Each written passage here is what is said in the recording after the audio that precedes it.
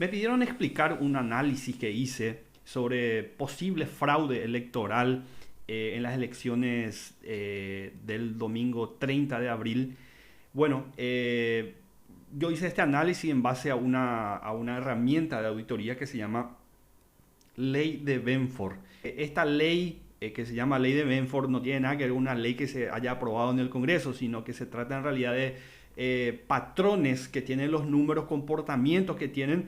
Entonces, cuando no sigue este comportamiento, existe la posibilidad de una manipulación artificial en los resultados. Entonces, yo apliqué esta herramienta en más de resultados electorales en más de 12.252 mesas. Resultados que obtuvieron cada candidato, estos cuatro candidatos principales: Peña, Alegre, Cubas, Euclides y Chilaver. Y como resultado de ese análisis que hice, publiqué en mis redes sociales y en mi blog en El Independiente. Primeramente, para entender bien lo que significa la ley de Benford, la ley de Benford asegura que los números que existen en la vida real, la primera cifra que se espera que aparezca con más frecuencia es el 1 y luego sigue los demás. Esta herramienta se aplica para detectar manipulaciones de datos tributarios, contables, electorales y otros. Esta herramienta utiliza el gobierno de los Estados Unidos. Acá en Paraguay no sé si tributaciones también utiliza para detectar posibles fraudes en declaraciones juradas. Pero vean en la imagen, esta es la ley que cuando uno está en la vida real usando los números, hay más probabilidades de utilizar el 1 un 30%. Por decirte, no sé, entre 10 números de decenas, hay más probabilidad de que el 30% que el 1, el primer dígito de eso, sea el 1. Después el 2 como el segundo dígito más usado, 17%, el 3, 12%, como el primer dígito. Bien, esto es la ley de Benford. Entonces cualquier anomalías o auditoría que uno esté realizando tiene que recurrir a esta ley para detectar posible fraude. Obviamente tiene sus limitaciones, pero eso vamos a ver un poco más adelante. Como ejemplo, le voy a mostrar acá. Apliqué la ley de Benford en los datos de la población paraguaya. Fíjense en la imagen. La imagen nos da que la población paraguaya, distribuida en diferentes distritos, tiene varios números. Asunción tiene una cantidad de población, Ciudad del Este le sigue. Bien, lo que hice fue sacarle el primer dígito de esta cantidad de población, convertí en porcentaje y comparé con la probabilidad de Benford, y obviamente tenemos acá que efectivamente la población paraguaya, los números de la población paraguaya cumple la ley de Benford. Ahí pueden ver cómo se hace este trabajo. Bien, pero esta misma ley de Benford apliqué para las elecciones generales de abril, el 30 de abril. Fíjese acá, le voy a mostrar en esta imagen donde están los cuatro principales candidatos y la probabilidad de Benford que está en verde. Ahí pueden ver que la probabilidad de Benford va bajando en una curva, y todos los otros candidatos estuvieron no muy lejos de la ley de Benford. Los que más cumplieron cabalmente es José Luis Chilaver y Euclides Acevedo.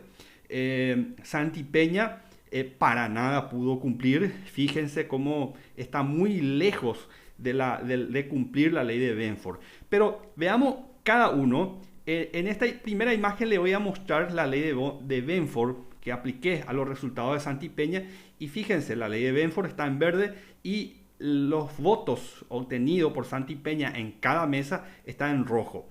Hubo un abuso en la utilización del número 1, alarmante el abuso. La utilización del 1 como primer dígito, además de la disminución del 2, 3 y 4 como primer dígito. Fíjense, el número 6 es el único que cumple.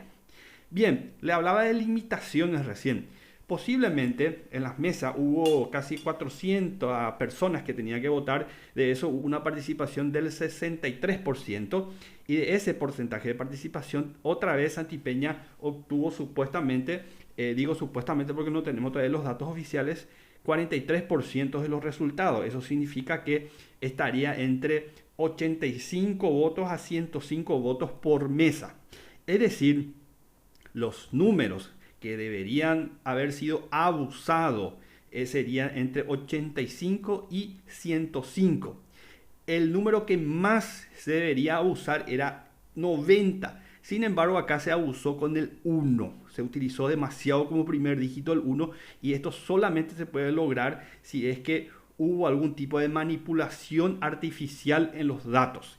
Fíjense también que estos datos que disminuyeron 2, 3 y 4 tiene también una explicación, y tengo una hipótesis, y digo hipótesis, ¿verdad? Porque esto construyo yo a partir de estos datos que voy sacando. ¿Cuál sería mi hipótesis?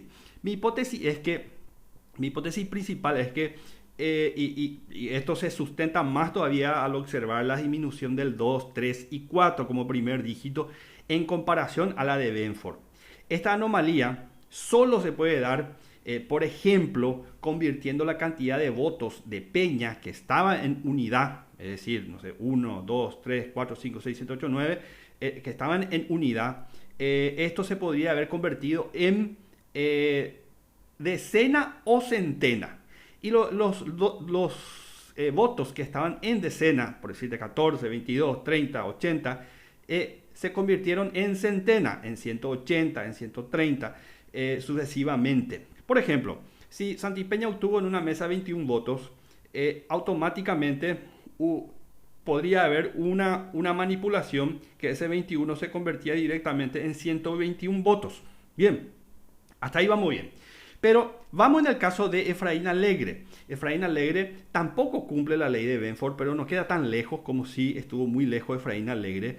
Y él tiene inconveniente que en la disminución del 1. Y esto es al revés. Santipeña abusaba del 1 y Efraín Alegre es al revés. 18% menos se utilizó como primer dígito el 1. ¿Y qué podría haber pasado acá? Y digo al revés. Esto podría haber dado lo siguiente, que los votos que tenía Alegre en centena, por decirte, 166 votos de Efraín, bajaba a 66 y el 100 se iba a favor de otro candidato, que podría haber sido Peña, porque él es el que abusa del 1. Bien, entonces también ocurre con las unidades, se podría convertir en decena o centena incluso. Por eso es que baja muchísimo el 1. Esta misma situación se repite en el caso de Paraguayo Cubas, que también presenta, si bien el Paraguayo Cuba cumple más con la ley de Benford, pero también sus resultados sufrieron modificaciones. O sea que hubo acá números que se modificaron. Eso es lo que no da según la ley de Benford, se modificaron. Hay anomalías en los números porque no cumple la ley de Benford. Pero sin embargo, fíjense, esto es el análisis de votos de Euclides Acevedo con la ley de Benford. Y fíjense, pequeño detalle.